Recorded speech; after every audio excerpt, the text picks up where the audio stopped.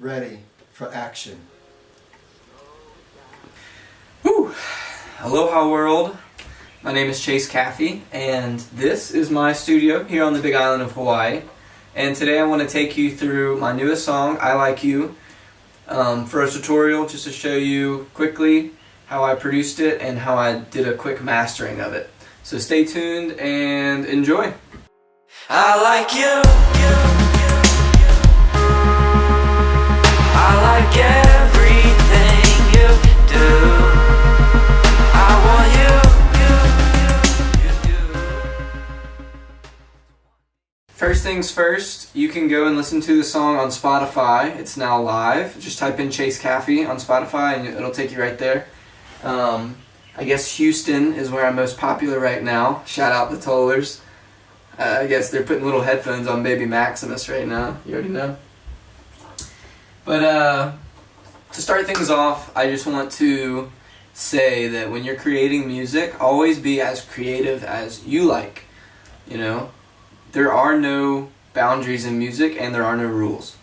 So keep that in mind and have fun, and then you'll end up with something that I think you'll be very proud of, something that you're very, that you're very proud of to show people. So it has an intro, it has a verse 1, it has a chorus 1, verse 2, chorus 2, and then it has a outro. In the intro, what we're dealing with first is Contact. Contact is a plugin from Native Instruments, and using Ableton Live 9.6, the newest update, MIDI instruments are no problem. You just draw them in with a piano roll. So essentially it's the same thing as playing the piano and then changing the instrument to play exactly what you played on the piano. So it's really helpful. Because I can't play a cello, but I can in Ableton. So hopping into Ableton, we can see that I'm using, for the chords here, it's C sharp, F sharp, A sharp, and then back to F sharp, which is good. And as you can hear, it's just a super low octave piano that I auto-filtered. I use auto-filtering a lot because it really brings depth to your mix. You know, something starts out and the envelope opens up and it's just there, which is great. And so I'm also using Synth Master, which is a super dope, amazing plugin that I really love and I'm starting to enjoy. And I'm using that for the side, kind of the right and left here, as you can hear. It's kind of, you start getting a ethereal mix, you know? It's very synthy. So in this, how I wanted to combat the synthy versus analog versus digital war, which is very, very on our hands right now, let me tell you. I use drums that are very analog, and I usually use synth that are very digital. So my drums will be straight from Contact, and I'll just make toms, I'll make snares, I'll make all the cymbals, all the hi-hats, all the rides, all the little sweeps and stuff using a real drummer. And for me, being a drummer myself, it really brings me back to what music is. It's all about the groove, man. All about the groove. And for the intro, that's really what it is. A small build-up with vocals and piano, and then on the second half of the intro, we start getting some drums, we start getting some action. And I made these drums in Contact. It's got a good 4 on the floor feel.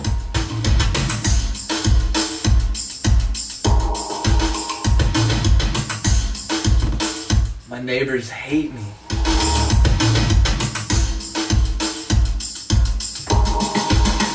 In and a rolling to the beat in my head. I don't know which way that I'm going. I just hope that you're there. And all this fire deep inside. So anyways, it all builds up using Contact for the drums, and I just penciled them in, played it on the piano, played a little beat on the piano and penciled it in. And I build it up just to break it down, because the first verse I wanted it to be really like almost like somebody's right next to you singing, but very quietly. So the first verse is way, way, way, slow it down.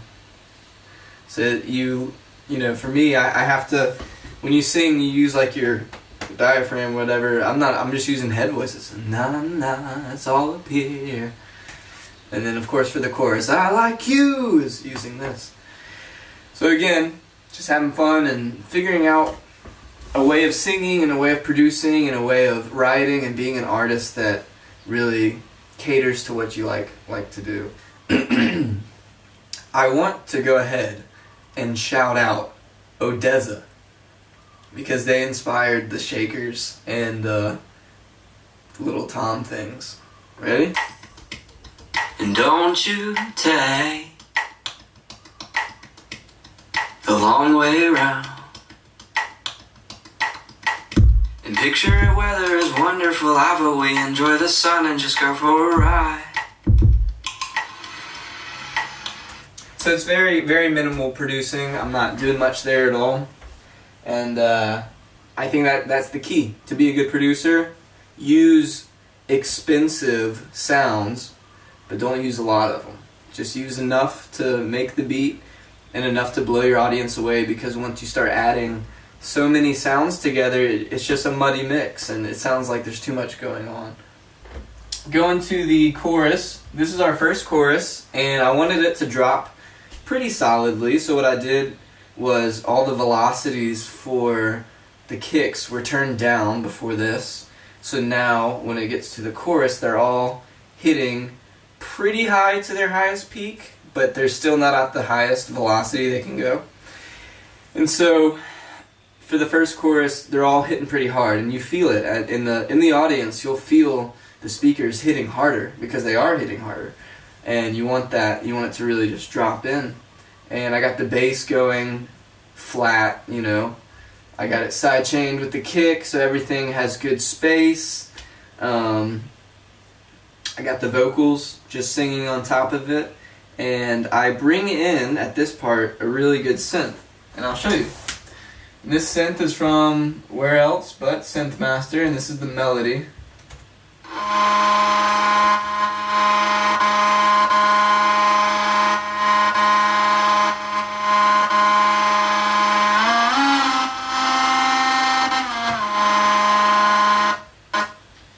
Very scratchy. It sounds like an old movie something. I don't even know, but I like it. Right? So what I did was I duplicated it, and made a harmony. So I just changed the keys that were being played. So now you get a fuller sound of the scratchy, old-timey stuff.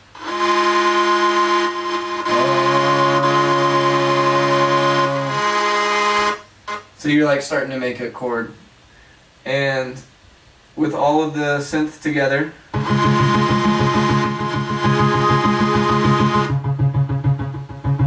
this is one of the main ones. This is Simple Attack Art by Synth Master. I think honestly everything is Synth Master except for Contact. So besides Contact, Synth Master is where I'm getting all my stuff. In case you couldn't hear me, I said Synth Master is where I'm getting, all my synth from. Yeah, I think it's just about finding the vibe that you're going for, because there's so many options in music today. You know, with Synth Master alone, I think I have 30,000 different options. With Massive, I think I have 50.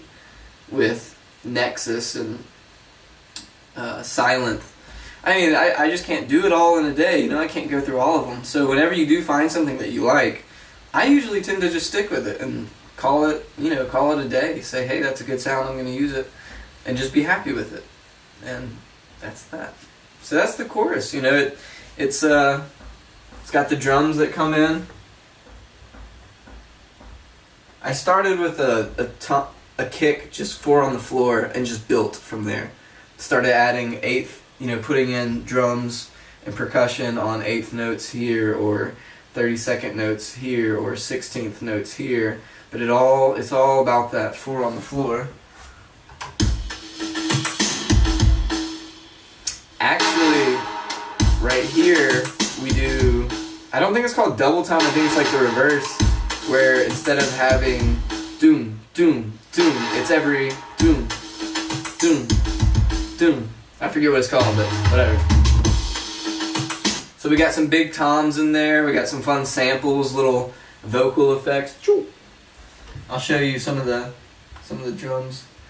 So most everything's coming in from contact. This is the kick.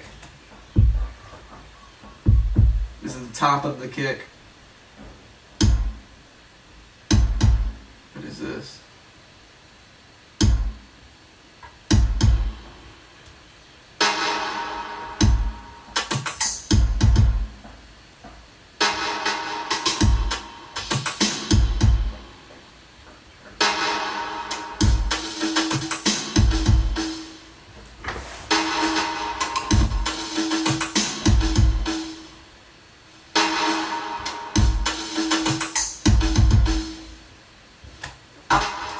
So it's pretty simple, it's just a beat, just a little drum pattern.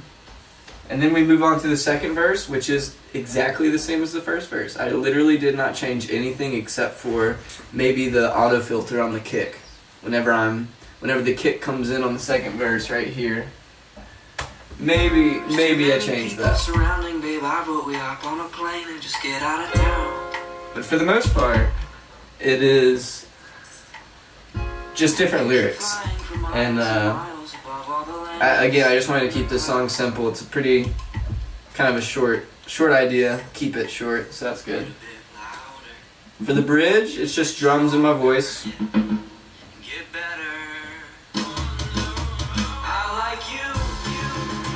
And of course it goes into the chorus. And the chorus is exactly the same as the other chorus, except the only thing that's different is all the velocities of pretty much everything. The kick, the synth, just a little bit higher, so it gives you that we've reached the climax feel, because this is the climax of the song. Pretty much. It kind of rises a little bit more than this when the kicks start doing the 4 on the floor. But other than that, it's really just cut and dried. I mean, I'm using synth, I'm using pianos. It's all 4 on the floor. I'm using a 100 tempo actually. You don't really see that too much. I think 128 is the fist pumping music. I'm not too sure yet. The Reverb Snare. A lot of people would say, "Hey man, I listened to that song. One thing I liked about it was that snare, that really good." So this is how I did that. I go into my drum section, and I click on the Reverb Snare. And what I did was, this is just a sample from Sean Devine. I'll put his link in the description too, because he's dope, and you gotta follow him. He's definitely the reason I am where I am today. He's a part of it, for sure. Sean Devine inspired me and continues to inspire me through his music. So thank you, Sean Devine. I'm using one of your snares. I'm using the Texas Pete snare. It's pretty cool. It already had reverb on it, but I put a little more just to make it what it is. And this is what it sounds like without the reverb. This is what it sounds like without the EQ and the reverb. So it's pretty, sounds pretty reverby, but it's not completely how I need it. It's not exactly big enough. So what I did is I just added a little EQ, cut off the low end.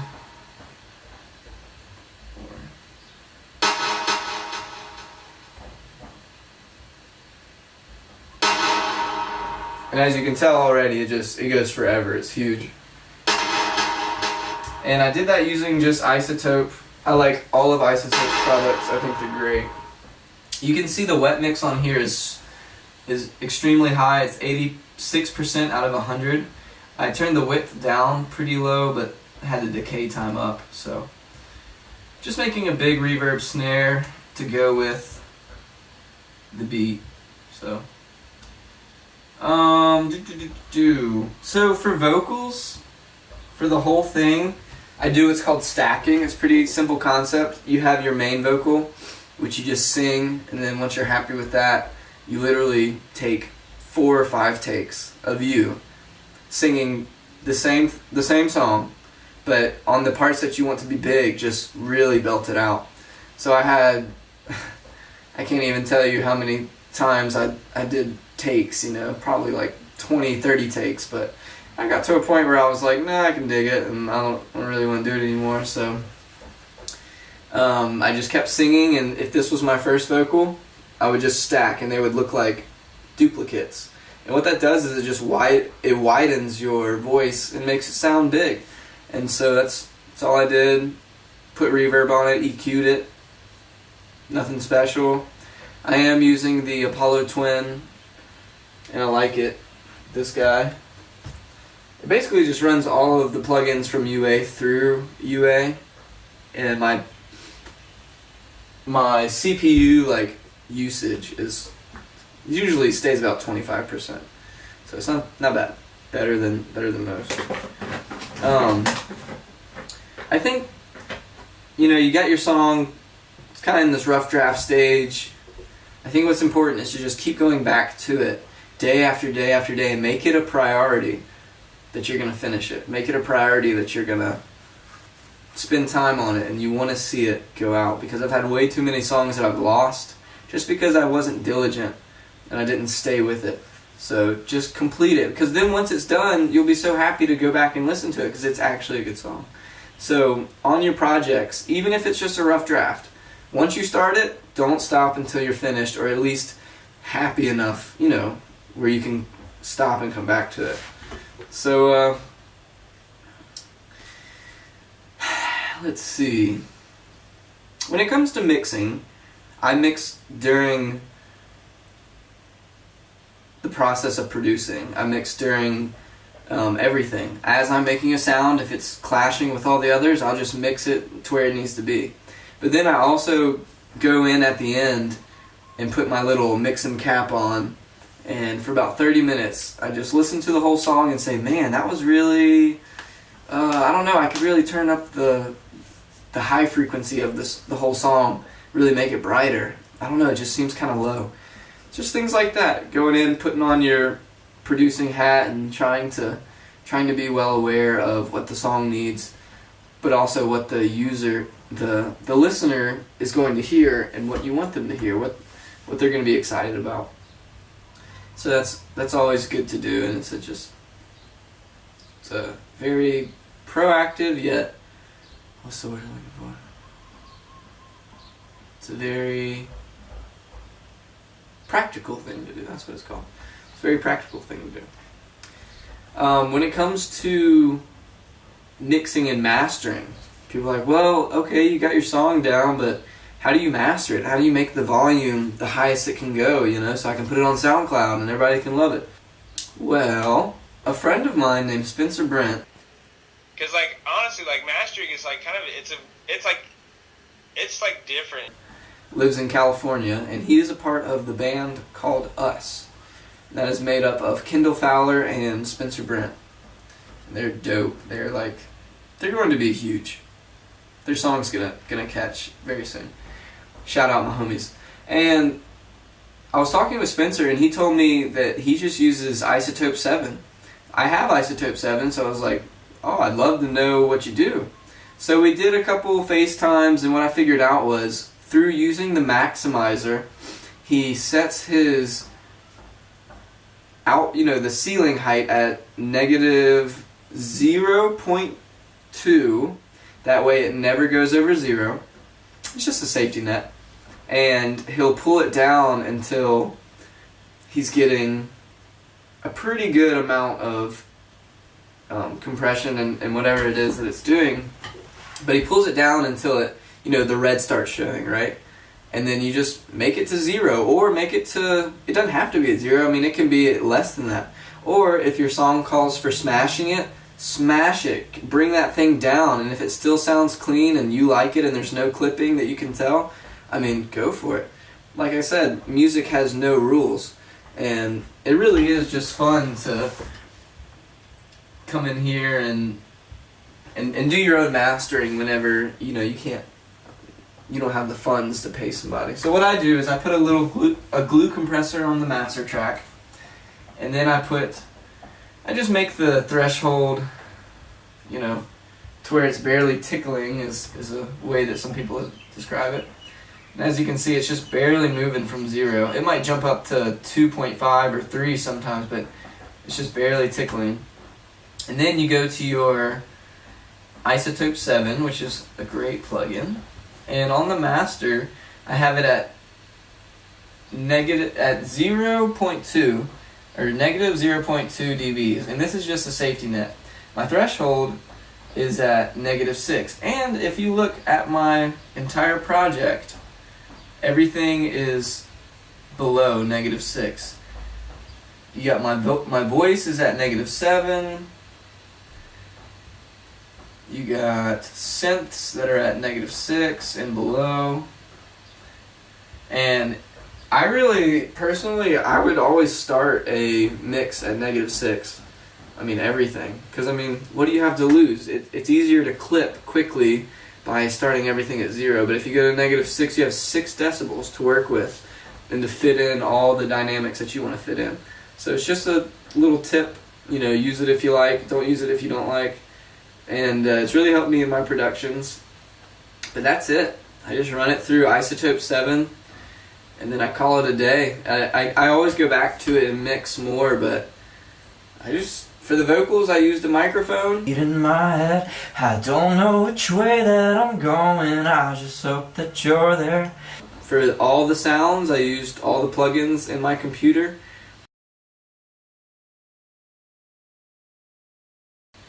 For any external noise, I just record it, and then I just throw it in Isotope and bounce it out. And of course, as time goes on, I'm going to learn better ways to do it. But if you really want to get a professional sound, that's one way to do it. Using plugins, having access to a microphone, having a really good audio interface, having Isotope or other mastering plugins like a limiter. I mean, they got stuff in Ableton, but I would definitely check out Isotope if you can. And then having fun. Being a producer is the craziest blessing in the world. I mean, we get to create music, and it'll change people's lives. I'm so over my voice cracking. And it'll change people's lives, and it'll just be, it's a blessing. So always remember that. Keep on producing, my producer friends. This is one of many tutorials. I will be seeing you guys very soon. I'm working on a new album. That's it. I like you.